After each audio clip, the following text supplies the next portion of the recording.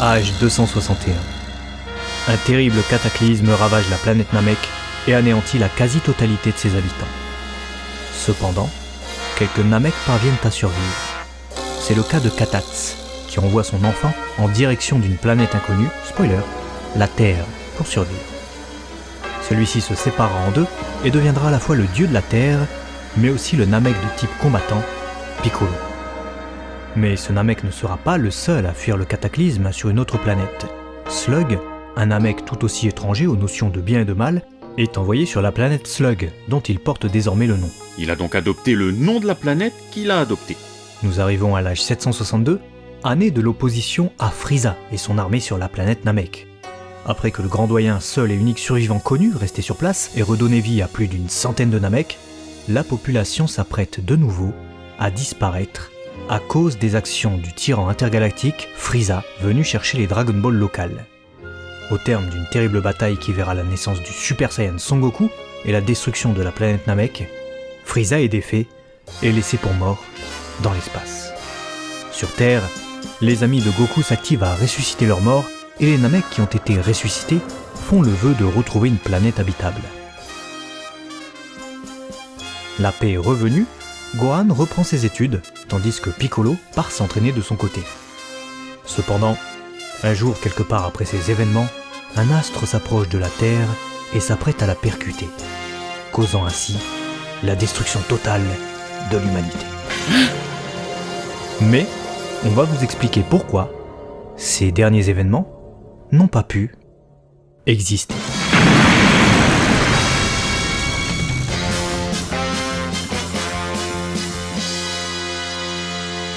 Après avoir grandi sur la planète Slug, le jeune Namek, envoyé pour fuir le cataclysme de sa planète, voit en son cœur grandir le vice et devient l'incarnation du mal à l'état pur. Rapidement, il se met en tête de conquérir des planètes et des étoiles dans toute la galaxie et réunit diverses créatures qui viennent gonfler les rangs de son clan de démons. Jusqu'au jour où il arrive sur Terre, se servant d'un astre comme véhicule et évitant la collision de peu. Ouf, la Terre n'a donc pas pété! Cependant, il découvre que cette planète bleue possède aussi des Dragon Ball, tout comme son monde d'origine, et il décide de s'en emparer pour demander à Shenlong de retrouver sa jeunesse. Gohan et les siens vont alors lutter contre les envahisseurs et tenter de protéger la Terre en proie à une destruction froide et rapide. Cette fois, avec ce film, Toei Animation a tenté d'établir une réelle continuité, car bien qu'il ne semble pas pouvoir se replacer dans la chronologie de l'histoire, pour diverses raisons qu'on va voir ensemble, ce film semble cependant être la suite presque directe du précédent. Ah bon?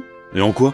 Déjà à la fin du film précédent, Piccolo part méditer à proximité d'une cascade, endroit où il se retrouve justement au tout début de ce film, quand il se fait interrompre dans son programme par Gohan.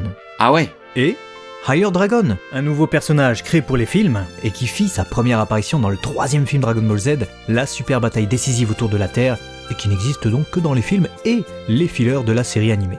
Vu comme ça, et vu les cheveux courts de Gohan, on est encore pendant la période Namek, puisque plus jamais après il n'a cette coupe de cheveux. Quand on le retrouve presque 2 ans plus tard à l'âge 764, il les a de nouveau longs. Autre chose de très important, dans ce film, Kaio semble découvrir la forme de Super Saiyan pour la première fois, lorsque Goku se transforme.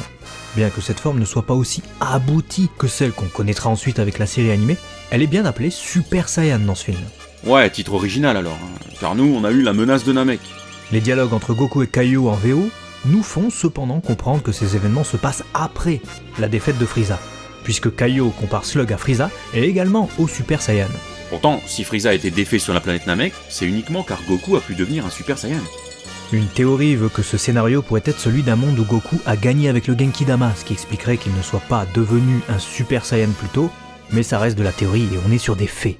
Et en parlant de faits, ce film a trop de points communs avec le précédent film. Tu l'as déjà dit ça. Ouais, mais pas assez à mon goût. Surtout que j'ai oublié des exemples. Bulma a exactement la même coiffure et coupe de cheveux.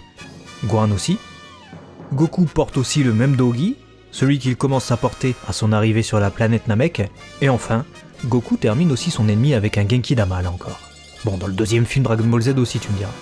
Ouais, mais à part le truc de Frieza qui est normalement vaincu par le Super Saiyan, c'est léger quand même. Léger? Non, car Goku ne revient qu'à l'âge 764, année que t'as mentionné tout à l'heure pour parler des cheveux de Gohan, mais en oubliant de préciser qu'on n'a pas de Son Goku sur Terre avant cette période. Une période où Goku est un guerrier qui maîtrise parfaitement sa forme de Super Saiyan, et où Vegeta est aussi présent sur Terre.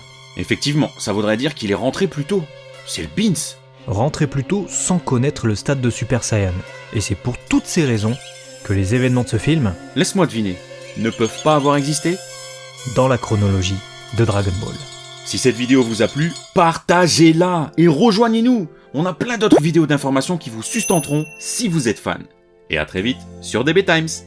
Matane.